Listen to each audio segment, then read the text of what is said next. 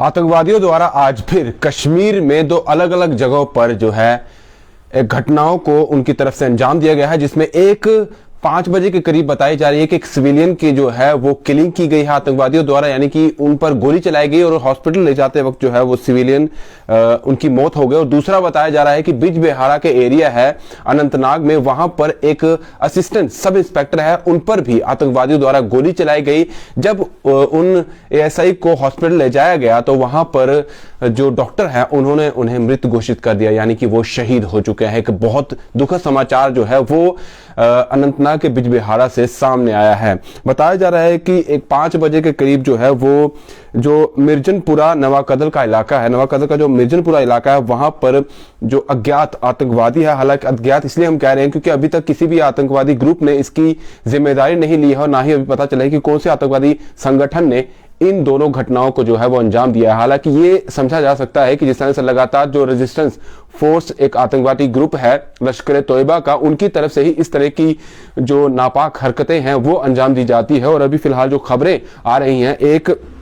मिर्जनपुरा इलाका है जो नवाकदल का, वहां पर अज्ञात बंदूकधारियों ने जो है एक नागरिक जिनका नाम रऊफ अहमद खान बताया जा रहा है, उनके घर के बाहर ही, यानी कि वो अपने घर के बाहर खड़े थे और उसी वक्त कुछ आतंकवादी आए और उन्होंने उन पर गोलीबारी चला दी। और क्योंकि जिस तरह से वहां पर गोलीबारी शुरू हुई उसके बाद काफी अफरा तफरी उस इलाके में जो है वो मच गई और जिसके बाद आतंकवादी जो है वहां से भागने में कामयाब हो गए। और अभी पूरे इलाके को कॉर्डन ऑफ कर लिया गया है, उस पूरे इलाके को, और वहां पर जो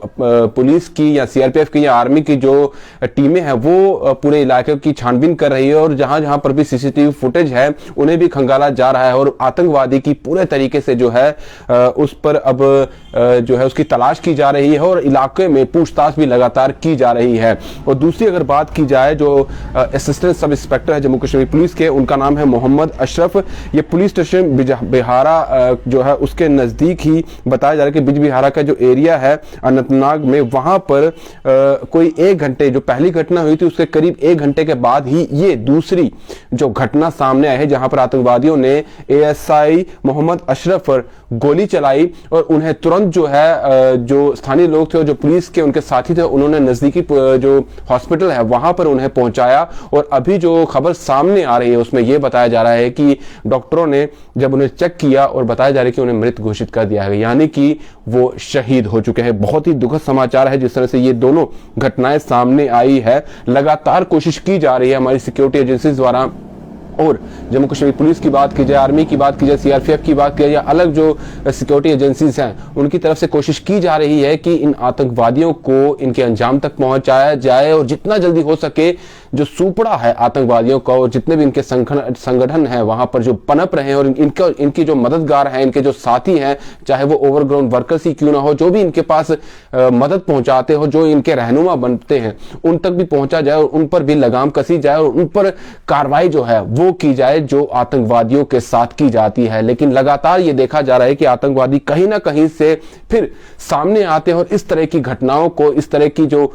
उनकी तरफ से जो हमेशा आतंकवादियों का रुख रहता है कि या तो जो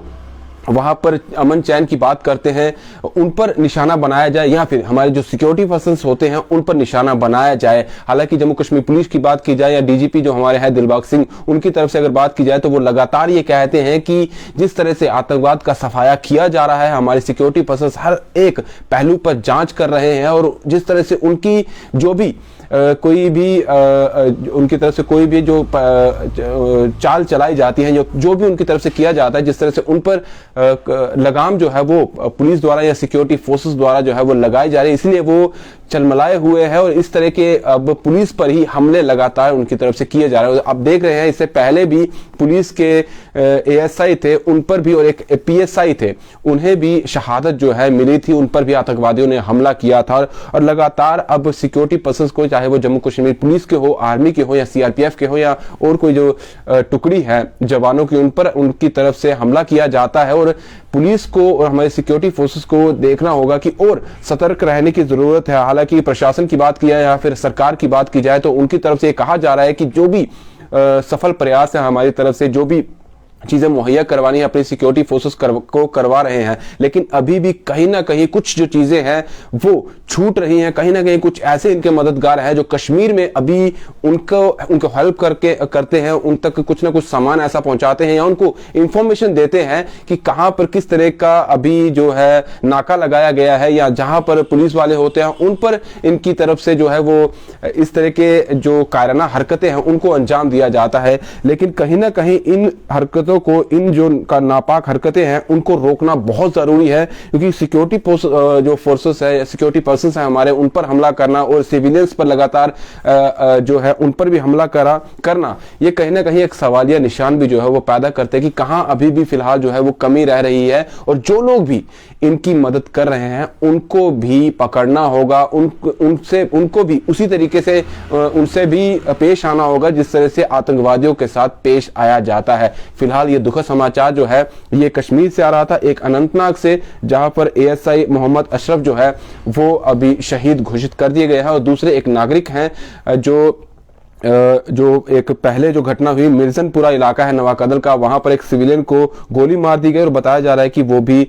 उनको भी डॉक्टरों जो है रऊफ अहमद खान उनका नाम है, उन्हें भी मृत घोषित कर दिया गया है। फिलहाल आगे की कार्रवाई चल रही है, पूरे इलाके को कॉर्डन ऑफ कर लिया गया है और हर संभव प्रयास किया जा रहा है कि जल्द से जल्द उन आतंकवादियों को पकड़ा जाए और उनके अंजाम तक पहुंचाया जाए। फिलहाल दीजिए इजाजत, नमस्कार।